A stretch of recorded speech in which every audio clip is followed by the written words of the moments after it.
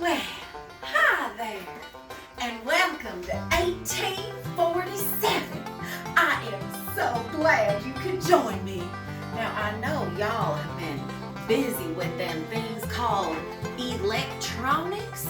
Well, we didn't have any of that in 1847. We had things like this.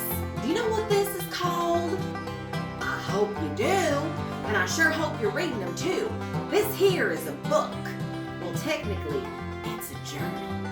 It's a journal from the year 1847 about a little girl named Hattie Campbell. She went across the Oregon Trail, and you are going to learn so much about that in this reading. Across the wide and lonesome prairie. This here's Hattie Campbell, the Oregon Trail Diary of Hattie Campbell, 1847. This here takes place in Boonville, Missouri.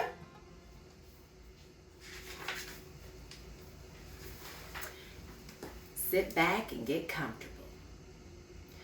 Boonville, Missouri, January 15th, 1847, Friday. Sleet and rain. Ma said that because today is my birthday, I may have 2 slices of chocolate cake. So I did. After supper, she gave me a blue satin ribbon for my braid. Then, when Pa went to bed, she let me unwrap another gift. It was a camisole with a matching lace petticoat. Since I am now 13 years of age, Ma said it's proper for me to have pretty underthings. Aunt June agreed. Then she gave me this here journal. She said every young lady must have a place to record her private thoughts.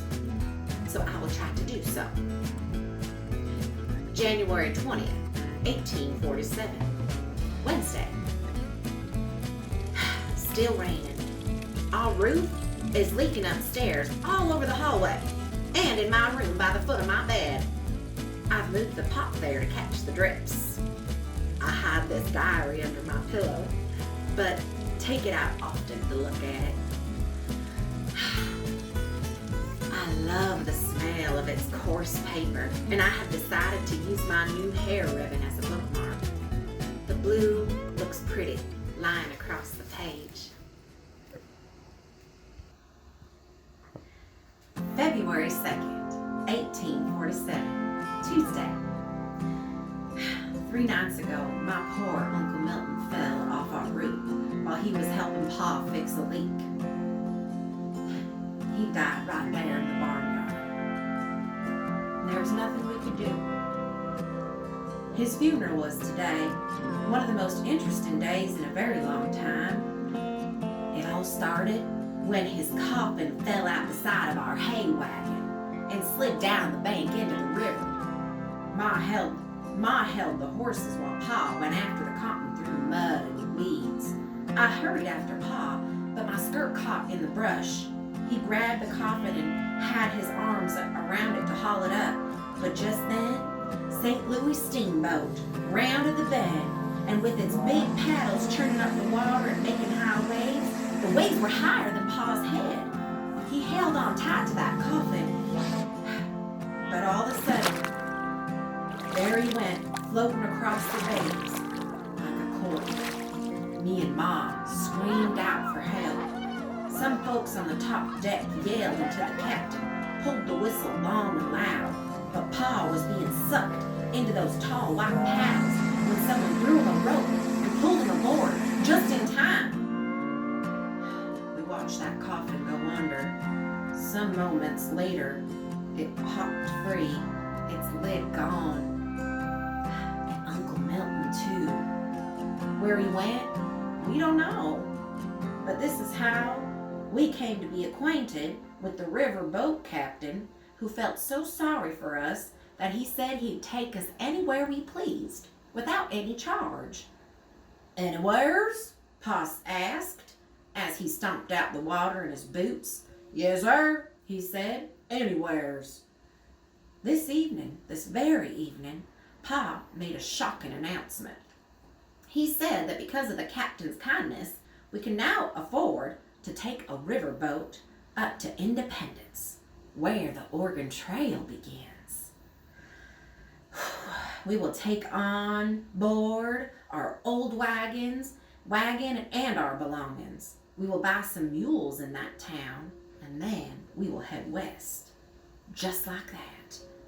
Ma's mouth dropped wide open, but no words came out. She was so mad, I suspect the next funeral will be my pa's. February 3rd, 1847, Wednesday. Wind blowing through this creaky old house kept me awake most of the night. So here I am in my shawl, looking out the little window by my bed, trying to stay warm. Since my room is in the attic, it stays cold until Ma opens the stair door. My fingers are numb, so I will write quick. I can hear Ma downstairs frying up the bacon and putting the coffee on. She did not speak to Pa the rest of yesterday, nor has she this morning. For all I hear is silence after Pa's questions. When Ma gets mad, she stays mad for a very long time. February 5th, 1847, Friday. 3 days have gone by with Ma only speaking to me, my little brothers, and Aunt June. Finally, at supper tonight, she looked at Pa and said, "Charles Campbell, Oregon is 2,000 miles away." Pa nodded. He seemed so relieved to have Ma talking again. She said, "You tell me why, Charles, and I will tell you yes or no." My, it was a long evening. I took up the plates and set to washing them with Jake. He is 6 and likes to splash the water, but still he is a help. Ben is 2, so he stayed on Ma's knee while she listened to Pa. Pa said he's been unhappy about so many people settling here in Missouri. It's crowded, taxes are high, and there's swamp fever that kills folks every summer. At the mention of swamp fever, Pa grew quiet. He swallowed hard and then looked at Ma with tears in his eyes. In a soft voice, he said her name. "Augusta," he said, "we'll be able to start a new life where there ain't no sad memories. There's space out west, all the land we want, free for the taking. Winters are mild. That's what these pamphlets say." He held up a book called The Immigrant's Guide to Oregon and California by Lanford W. Hastings, and another by the explorers John C. Fremont and Kit Carson. I took my candle upstairs. I'm not sure if Ma said yes or no, but I'm happy to once again hear them whispering together in their room. February 7th, 1847, Sunday. We have given up hope of finding Uncle Milton's body, so today in church folks took turns walking up to the pulpit to say a few words. My friend Becky, she's exactly my age. She sang a hymn so sweet all the ladies dabbed hankies to their cheeks. Afterward, my Aunt June and Uncle Tim came in a freezing rain, and we sat together in front of the fire.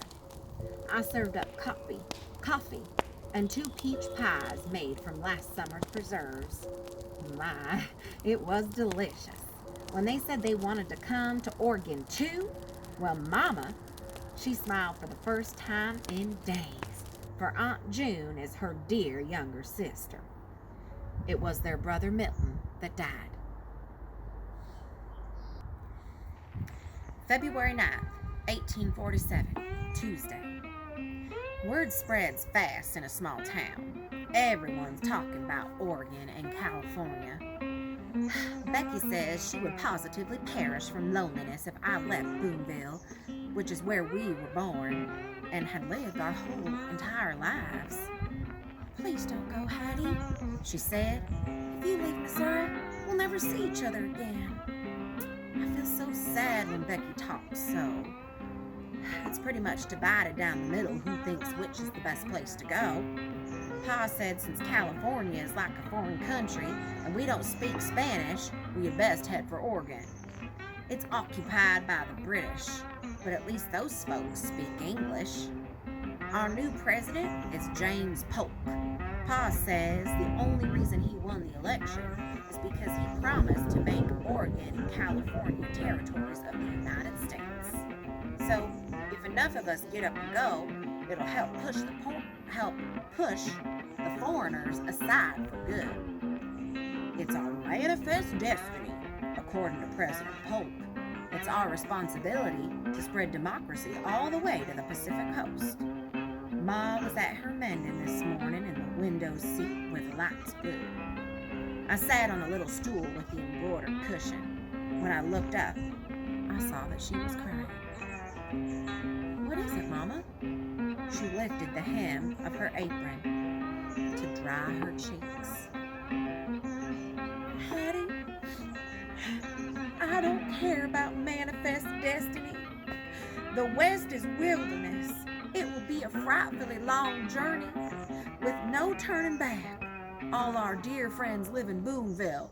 And besides, I don't think I can bear to leave behind your sisters.